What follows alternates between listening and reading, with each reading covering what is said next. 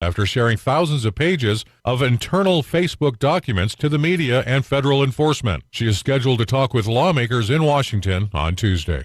Thanks for listening. It's well appreciated. We are USA Radio News. Remember when California was the Golden State? Not anymore. Soaring crime, overregulation, and high taxes are forcing taxpayers to flee.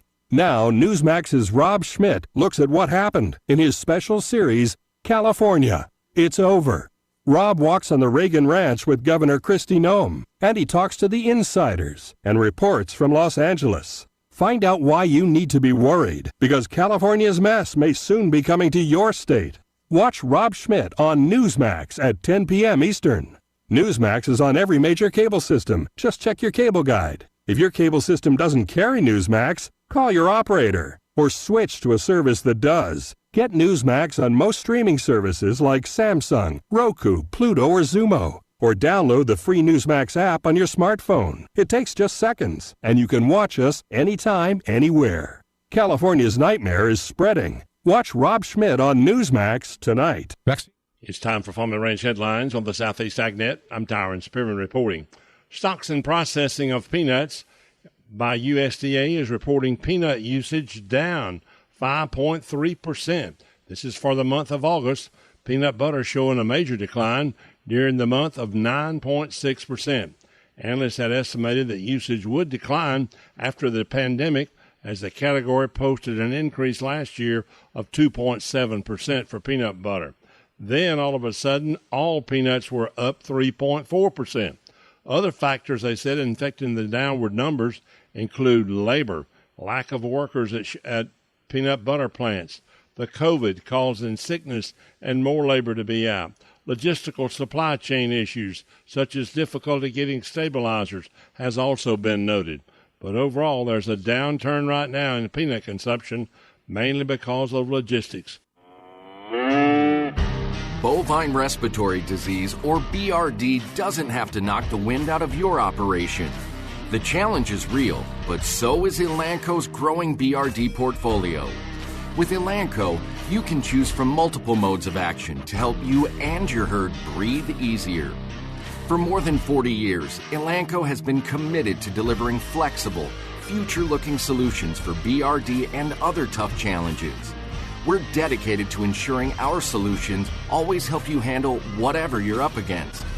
Our growing portfolio of products for the prevention, control, and treatment of BRD allows you to select the right solution to help keep your herd healthy and productive. It's right for cattle and right by you. Breathe easier. Ask your herd health veterinarian or sales rep about Elanco BRD Solutions. Elanco is a trademark of Elanco or its affiliates. I'm Tyron Spearman for Southeast AgNet. When it really counts, depend on the source for the latest weather updates, keeping you ahead of the storm. 96.3 FM, 1370 AM, The Source. Today will be partly sunny and pleasant. High today 87 to 89. Then look for a thunderstorm in spots early this evening. Otherwise, mainly clear tonight, low 69 to 72. Sun and some clouds Tuesday, high 88 to 90. Then periods of clouds and sunshine Wednesday with a thunderstorm in spots in the afternoon and a high of 87 to 92. From the Florida Weather Center, I'm Holly Holdren.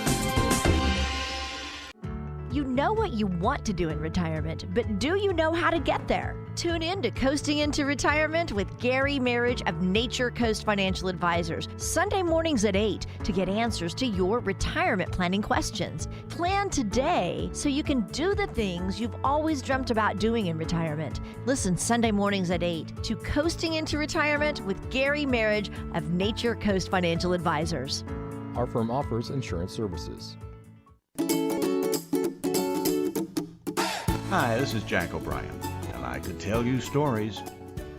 Earl McKinley was waiting for a visit from his daughter Cassie, and he wasn't all that sure how things were going to go. They'd had a conversation that Earl understood completely, but Cassie thought Earl was confused, and so she wanted him to see the doctor while she was there. Well, the confusion happened because Cassie didn't know about the new road that led to her dad's place. The Sumter County supervisors had met a few months back to consider a plan from the developer to extend the main road.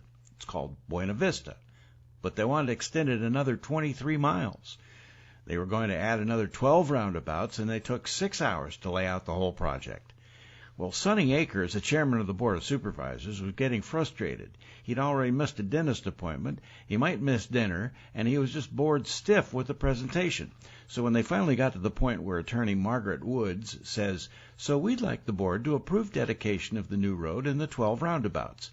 Akers says, "Miss Margaret, if that's all y'all wanted, you sure took the roundabout way to get there."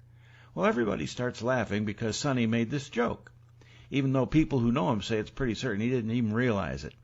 But when everybody was laughing, and they're suddenly in good spirits after a grueling 6 hours, Chairman Akers gets the idea this might be a good chance to show how he's in charge and not the kind who's going to kowtow to the developer. So he says, "Well, I move we dedicate the entire road as Roundabout Way. All those in favor." Well, the lawyer starts going apoplectic, but it's not her call. All the supervisors shout, "Aye!" And that's it. The longest road in the United States is suddenly born with the name Roundabout Way. But the name has caused nothing but chaos since that day because it was confusing to people who don't know what happened. "So, Dad, how far is it from where you and Mom lived?" "Oh, it's all the way down almost to the other end, much farther south." "Well, should I take 301? "Well, yeah, you could do that, and then south of Wildwood take a right on 48 until you come to the traffic light, and then turn left and take the Roundabout Way." "Well, that sounds great, but what's the fastest way to get there?" "Well, honey, if I were you, I'd take the Roundabout Way." "Well, which way is that?" "Well, I just told you, Cassie. You turn right off 301, turn left at the light, and take the Roundabout Way for about 2-3 miles. Unfortunately, the two were unable to connect on that one crucial detail, the fact that the road that led pretty much straight to Earl's house sounded like it didn't. Earl knew exactly what he was saying, and he couldn't understand why Cassie didn't get it. Cassie thought Earl was looping, and instead of trying to discern what he was saying, she panicked and figured her dear dad had gone off the deep end.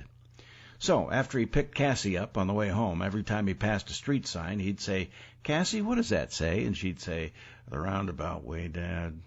And Cassie may have learned that she didn't have to panic about her dad growing old, that there was really nothing either one of them could do about it. Might have been easier had their thoughts connected better in that first phone call, but sometimes the best way to get where you need to be is the roundabout way. This is Jack O'Brien. Thanks for listening.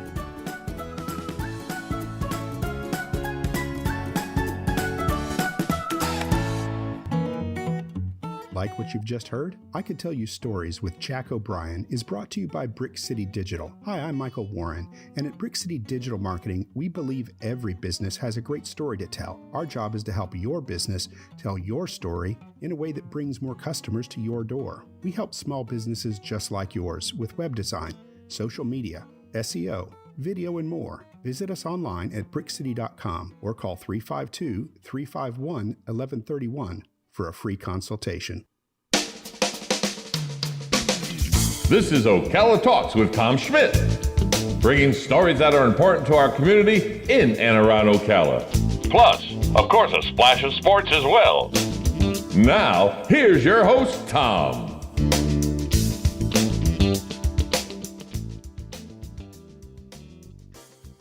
Welcome back to Ocala Talks on a Monday.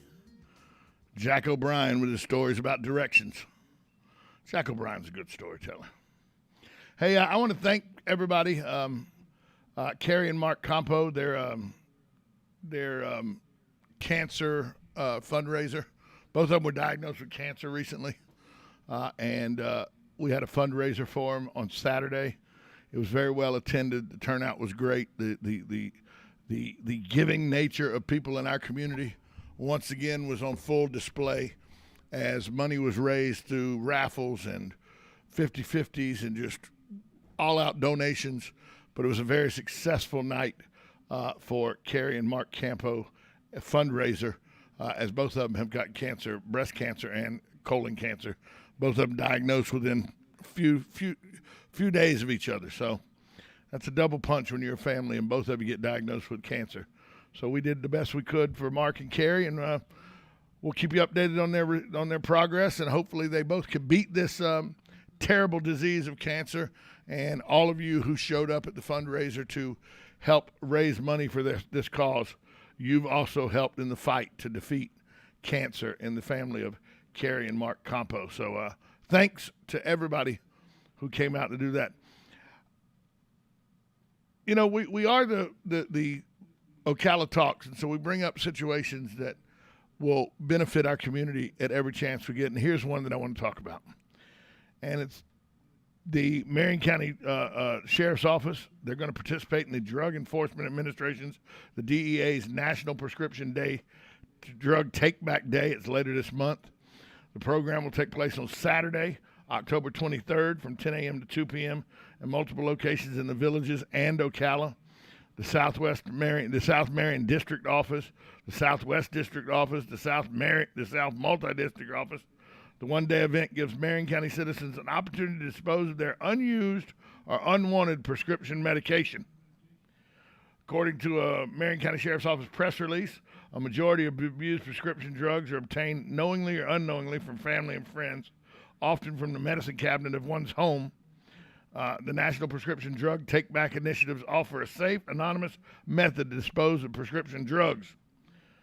During the last one they had in April of 2021, approximately 839,000 plus pounds or 420 tons of prescription medicine were collected by local law enforcement and DEA agents nationwide.